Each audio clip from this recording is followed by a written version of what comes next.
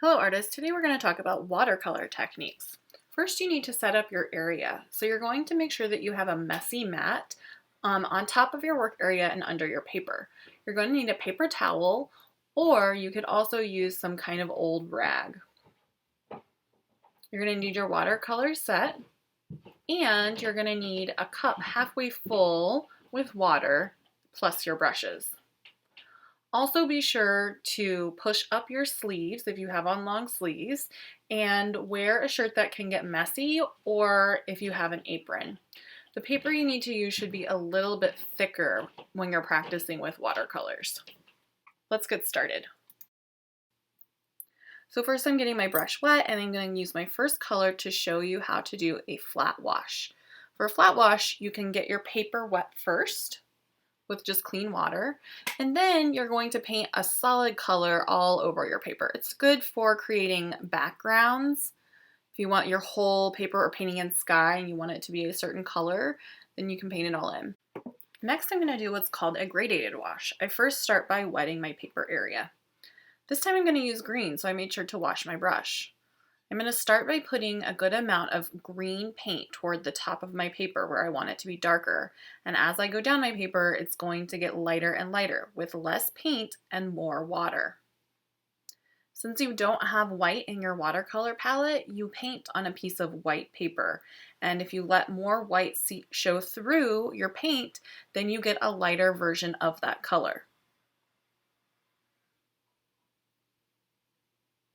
So I am working on my gradated wash, and I'm even going to add just a little bit more, almost just dark green paint toward the top to get a nice gradation. Next, I'm going to show you a wet on wet technique. So my paper is going to start off wet with clean water. I'm using a slightly smaller brush for this. And you can see when I paint with a color on top of wet paper, it gets really fuzzy and blurry and kind of spreads out. If you put another color next to the first color, the colors might kind of blend together because they're both very wet and they're going to kind of spread into each other. Now I'm going to try wet on dry. So my paper is dry and I'm painting with wet paint on top of my dry paper, and you can see my lines are much more crisp. So they're not really blending into each other. They're not spreading out like they were on the wet on wet area. So if you like crisp lines, that's what you want to do. Next, I'm going to show you how to layer, what it looks like when you layer on a wet piece of paper. So first, I'm going to fill in the space with a color. I'm just using blue as my background color. Clean my brush, dab it dry, and now I'm going to try painting some red on top. As you can see, because my background is wet, my blue and my red are kind of blending together and creating new colors. Now I'm going to show you what it looks like when you layer on dry. So I painted this area blue earlier, and now I'm painting with another color on top, but the lines are much more crisp because my paper is already dry. So the colors are not blending into each other. Next, I'm going to show you how to do a dry brush. I'm going to use a bigger brush with bristles for this. And I'm getting my paint on my brush, but I'm also dabbing it off before I paint it because I want my brush just to have a little bit of paint on it. It's mostly dry. Gives a nice texture. Next, I'm going to show you wax resist, where I take a crayon and I draw something first. I'm going to do it with several different colors so that you can kind of see how the effect works.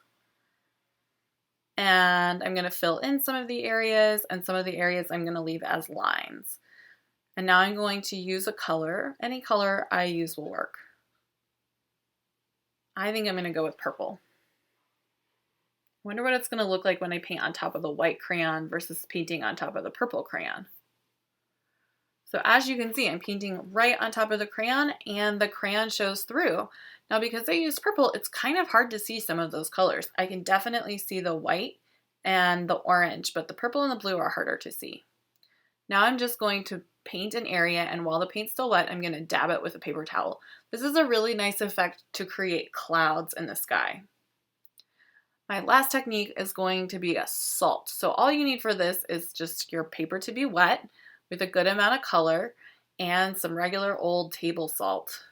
Here I got my salt. I'm going to put a little bit in my hand and I'm just going to sprinkle it on.